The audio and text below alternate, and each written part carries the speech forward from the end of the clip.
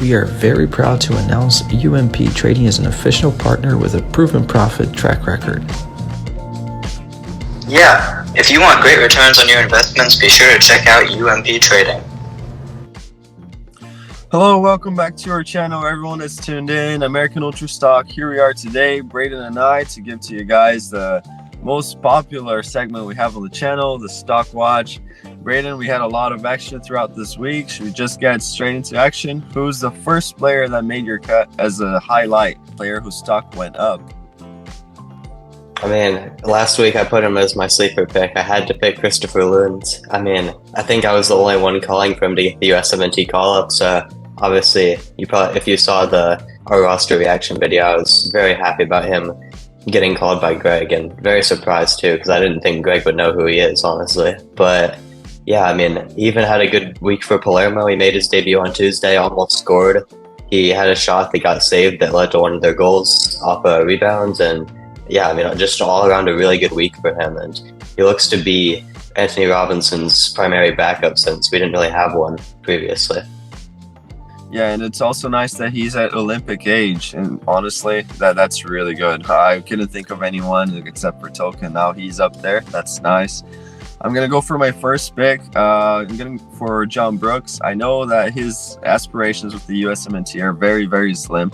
I don't know what's going on between him and Greg, but it seems like it's unrepairable there.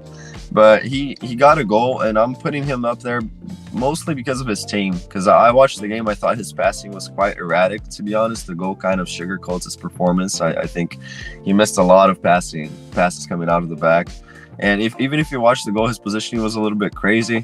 What was he doing up there on the field? At times, he felt like the back three. He was the one player who was free to be the first one to commit.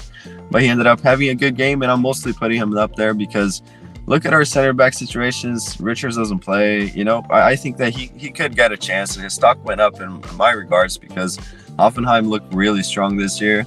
And I think that he'll have a good season, and it's definitely nice for him to grab a goal and still defensively wise and won all of his aerial duels. That's always nice to see. A little erratic on the pass, but definitely went up in my opinion. Brayden, who did not impress you and makes the stock down? Yeah, I think John Brooks heard that we had a 9 problem and decided to play striker for that goal. But yeah, my first player whose stock went down this week was Kaden Clark. I mean, I think if you guys have been following him, I mean, he's had the biggest downfall I've ever seen, honestly, going from one of our top U20 prospects to now getting loaned out to Ven Sissel. I probably butchered that, but they're in the Danish second division. He's now playing a division below Jonathan Amon, who I don't think any USMNT fans have even heard of. So not great for his career there. I mean, he will probably sign for his hometown team, Minnesota, in the winter, which honestly I think would be a pretty good move for him. But until then, I mean, he's basically a lost cause at this point, so his stock had to go down for me. Yeah, that's completely understandable. And honestly, people say, oh, it's the only team that could take him on loan at the end of the window. Come on. If the only team that can take you on loan is a club in the second division in Denmark, you got to rethink a few things. But yeah, I'm picking Miles Robinson as a player whose stock went down this week. I watched the Atlanta game, and I think, oh my God, the defending was atrocious. I mean, Paul Arriola scored thanks to a horrible, shocking mistake by Miles Robinson. And not only that goal, I felt like he was unsure about a lot of things that he was doing. The positioning, he didn't know if he was going to anticipate or not when he was going to commit. I thought it was a very shaky performance. And yeah, it definitely went down in my stocks. I think guys like Mark McKenzie, for example, in my opinion now are sort of surpassing him, not only because of age, not only because of where they're playing, but because of their performances as well. So yeah, Miles Robinson, stock went down in my opinion. Now another player who did well, who caught your attention to get the stocks up, Brayden?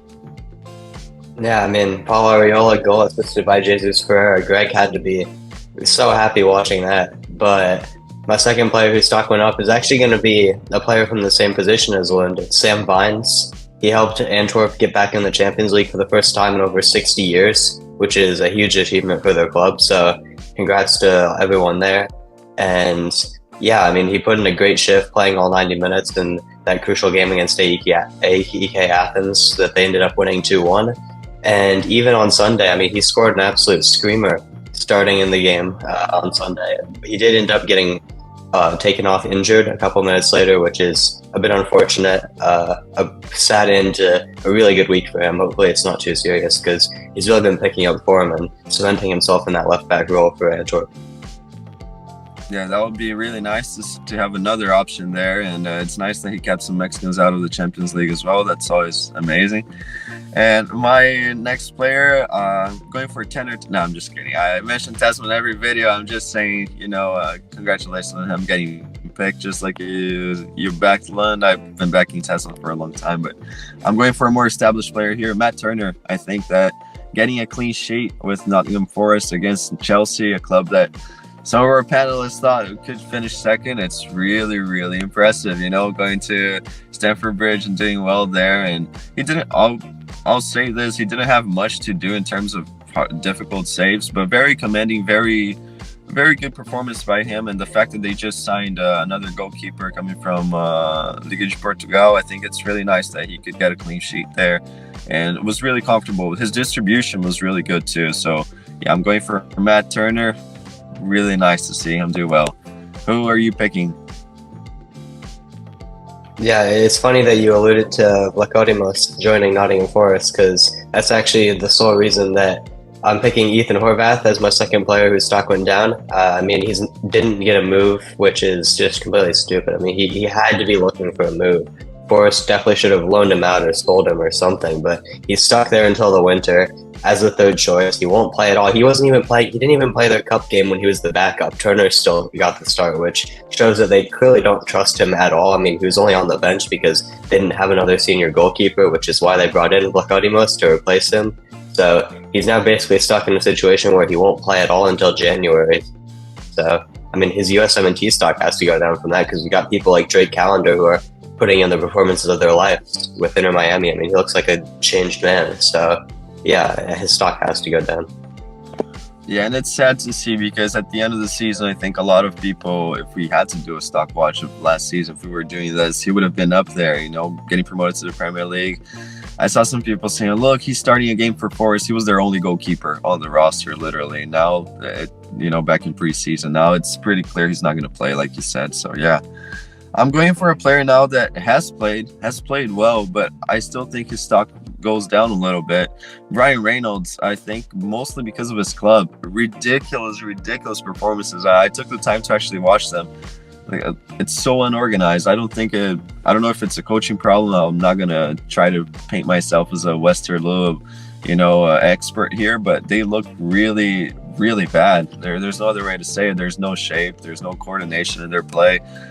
You can't even see the lines. Usually if you're watching and the camera's from a pitch that's really high above, which was this weekend, you can see clearly the lines if it's a back four, how they run and try to, force out play, how they pressure and how they coordinate their attacks. They look completely messed up, and I think that Reynolds hasn't played badly, but it's just that his stock is ultimately going to go down because this club is not going to do anything this season, in my opinion, unless they revamp the entire formation that they have right now. But stock goes down a little bit. I think you find it tough, and even with the Scally injury, I don't see many people talking about him. I think his club situation will definitely hurt, and he'll look back at his transfer window and probably wish he would have gone to Parma, honestly, because that was in concrete interest, at least reported in Italy. But yeah, his stock goes down, in my opinion. Now, who's your next pick, Brayden?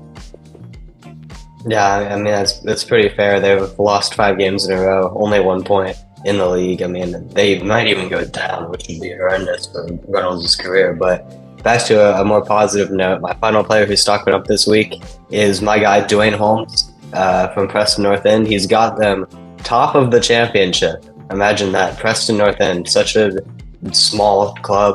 Probably most people don't even know who they are. Imagine him being in the Premier League next season. It would be amazing. But over the weekend against Stoke, who just signed my other favorite, Lyndon Gooch, who made his debut, so shout out to him for that. But yeah, he came on at halftime when it was 0-0. Instant impact, drew a penalty immediately that was put away by Will Keane, and then he assisted Will Keane 6 minutes later to make it 2-0. I commented on Preston North End's Instagram page at halftime. I said, this match needs Dwayne Holmes, and I was right.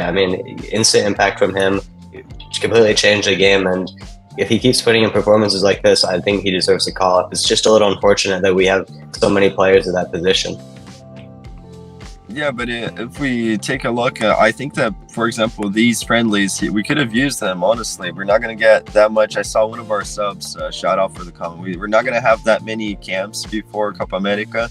I think he's one of the players that needs to be looked at because he's really creative, really pacey, and really versatile as well. So, yeah, that's a good pick. My final pick for a player whose stock went up is a similar position, similar style. Paxton Harrison, I think his stock has to go up, yeah, especially after Lindstrom goes to Napoli. Now he's going to, not to say he has a clear path because they're not exactly the same type of player, but he's going to get more minutes. It was nice for him to, clutch it up and get the assist for their goal. So really good for Paxton. And not only the assists, sometimes the numbers and the ratings make up all of our fan base opinion. But really good game, really alert, looks completely like he belongs. You can't tell that he's as young as he is playing in the Bundesliga. Just watching, you wouldn't say that he's as young as he is. So I think his stock goes up, and I think he's one of those fringe players that's definitely knocking on the door for a call up for the next roster. And I think that's really nice. Now, who's your next pick, Brayden? Yeah, Union Academy had it again, just have to say.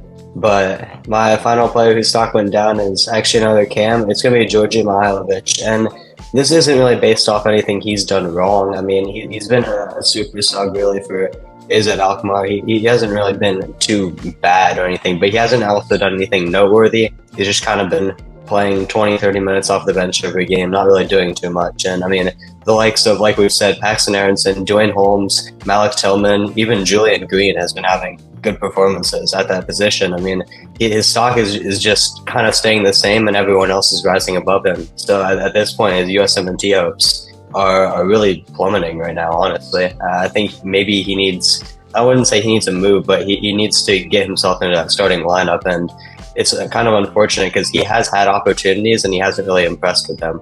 So that's why he's been stuck on the bench, and he really needs to turn it around before it's too late. Yeah, I like this last part that you said. He has had opportunities. I see some people saying that, he needs a move already, but the guy's getting minutes. He's clearly being trusted upon to at least be given a chance. And if you don't impress, that's how it is. That's why going to Europe, it's such a jump up on a player's career. Every game means something. So yeah, stock goes down definitely, especially when you have Holmes possibly going to the Premier League, which I think would be really nice.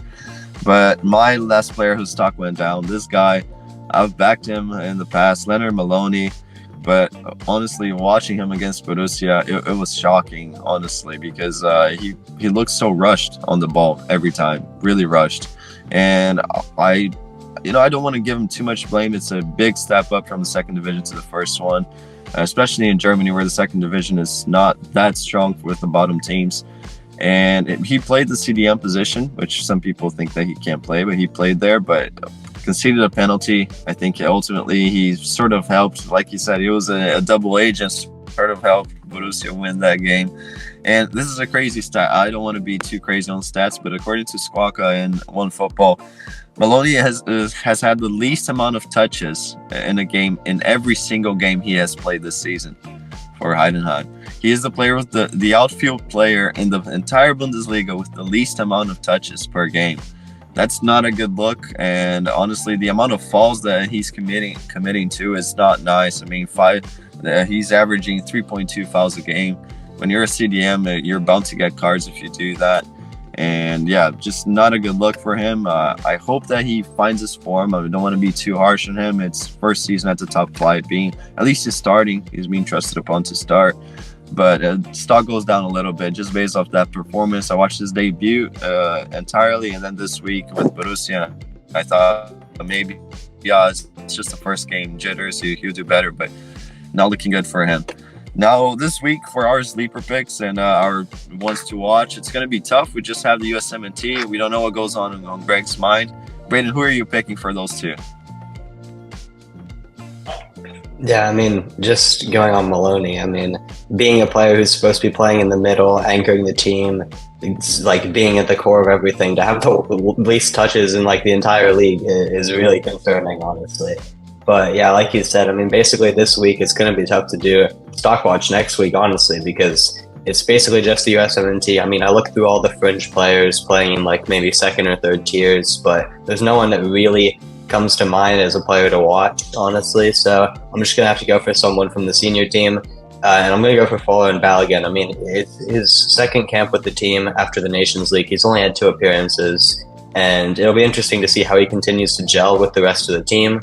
Maybe even scoring more goals. I mean, he already has 1 in 2 appearances, and against weaker opponents in Canada and Mexico, in obviously Uzbekistan and Oman, if he does play both games, which he should because he is our #1 striker, I think he will potentially be up there on the score sheet. And yeah, I think it'll be interesting to see how he builds his chemistry with the rest of the team. Shame on you, Brayden. You had the same pick as mine. I'm going to have to change. I was going for Balogun as well for the exact same reasons. It's nice to see that he's going to get another camp, even if it's against a meaningless opposition. I think for a striker, this is the type of game where I always look back at Ronaldo, the Phenom, the one that played for Brazil. You'd always say that even against weaker opponents, it was so important to score for the national team. So yeah, I'm backing Balo to be a good player for this camp. But I'm gonna pick someone else. I'm gonna pick Chris Richards. His stock's gonna go up because honestly, right now it has sort of flatlined. He's never playing. And that's okay. It's tough to break into that Palace defense, but I think he'll get minutes. He'll prove that. I mean, expect us to get clean sheets here on both games. He'll prove that he's a great defender, and his stock will go up a little bit just because he's going to get playing time, and it's been really tough for him to get playing time at Palace. Now, who's your sleeper pick to watch out for this camp? We have a few interesting ones. All right, so my sleeper pick is going to be Malik Tillman because he's back with the national team. He scored his first Eredivisie goal over the weekend, a win against Warwick. I mean, just good performances from him. It's nice to see him getting his first Eredivisie goal before Papi even, which is a bit interesting and maybe a little concerning from Papi. But yeah, I mean, fans for PSV are already saying he should be starting for them. And back with the national team, it does look like with his inclusion, Greg will be playing with a cam because I mean, he could have easily just called in a CDM instead of him and played his traditional 4-3-3. But with Gio Reyna injured, he should be the player starting at cam. Maybe Aronson will be there, maybe even Kromatsky because he was called in to get a look in. But I think Tillman will probably be the starter. And if he does start at least one of the games, he'll have a huge opportunity to impress and cement himself as a permanent member of the first team. Yeah, it is definitely a nice little setup to sugarcoat and stat pad his performances with the national team as well. He's going to be playing against weak opposition. It's our main team as well around him. That'll be nice to see. I'm going for Mark McKenzie. I think he'll get minutes. I don't know. I just have a feeling he's going to get minutes. And with John Brooks out of the picture because of unforeseen unknown circumstances, with Richards not really getting regular playing time, I think McKenzie's going to be the center back that's going to get most minutes in Europe for us this season. And I think that hopefully he gets some minutes. I think it would be nice to watch him start, see how he does with the main team. I think he has done well this season so far. So yeah, I'm going for him as a sleeper pick. And before I finish the video, any honorable mentions, any guys that almost made the cut for this weekend? I mean, we had a lot of action throughout the weekend. Anyone that you want to point out, Brayden? Yeah, I mean, when I make my list every week, I always have a lot of honorable mentions on both sides. So it's nice that we can, maybe name them. I think one that wasn't mentioned was Luka Kolyasho. I mean, getting his first Premier League goal contribution against a huge team from Tottenham is pretty impressive. They did end up getting battered in that game, but it's not really his fault. I mean, he did his job getting the assist, and he's really broken into the scene, honestly, as a starter in the Premier League, which I don't think anyone would have expected. It's just kind of unfortunate because with performances this strong, he'll probably get called up to Italy. So hopefully he does pick us. I mean, he did say that he's focusing more on establishing himself with Burnley before committing to any nation. I mean, clearly it's working. So yeah. Yeah, that's a good one. I think that Kolyasho is doing so well. I think that I disagree with some people. I think that he has done well every game. Honestly, looks like he belongs. So you got to think, and keep in mind it's Burnley, and he has looked really promising. Hopefully, he does pick us. Reportedly, he's still in contact with USSF, so you never know. We may have a chance there. I'm going for Novakovic. Honestly, I think that it's not that relevant because now the number 9 position, it's sort of solved. We got Balogun there, we got Papi. But Novakovic had the game of his life. I've watched this guy for Venezia for such a long time. He never played particularly well. Goes to Lecce, and wow, what a game. Honestly, he played amazingly. He scored a goal. He was the man of the match for sure for his team. They ended up losing 4-3, but he looked amazing. The stats are not going to credit him with an assist, but he should, because it was off a play that he did. Granted, he was going to shoot the ball to the sideline, but someone got at the end of it, and he got an assist there and scored a goal. So yeah, I'm going for him. And any mentions for the stocks down, Brayden? I mean, I think I kind of alluded to it when I was talking about Tillman. Ricardo Papi, I mean, come on. I think a lot of USMNT fans expected him to just slot straight into the PSV's team and, you know, just challenge for the golden boot. And I think I might be a little guilty of it myself, getting a little overexcited, we'll say. But yeah, there's no way he's replacing Luke de Jong, who's been one of their best players, maybe even their best player this season. And he's just stuck to get 5-10 minute cameos off the bench, maybe 20 if he's lucky, and he still hasn't scored in the league. He did score a penalty in the Champions League, but I mean, it's a penalty, anyone can score it. So he hasn't really shown too much, and yeah, I think it's a little concerning for him. Yeah, definitely. I think it's going to be really difficult for him to get any playing time with de Jong there. Really, really difficult. But definitely one for the long term. You know, I think that's what PSV were looking for. I'm going for Emmanuel Sabi. Honestly, the guy barely gets any minutes. I know it's a huge jump up for him, but he never does anything when he comes on. He's been given a few chances, you know, 15 minutes here, 20 minutes there. Just really tough. I think that, especially with the way that Le Havre is set up, it's going to be tough for him to flourish this season. So, yeah, I'm picking him. But, all right. Well, thank you so much for the video, Brayden. I think this was really fun to watch. Hopefully you guys agree in the comments, and like, share, subscribe. Make sure that you tell your friends about it. We're trying to make this a really consistent segment, bringing this at the regular time. You know, it's going to be released on Monday, and watch out for our videos for the rest of the week. Thank you so much, guys, and make sure that you comment your players whose stock went up or down, and what are you looking for this camp that we're going to have. Thank you so much. Like, share, subscribe. We'll see you next time.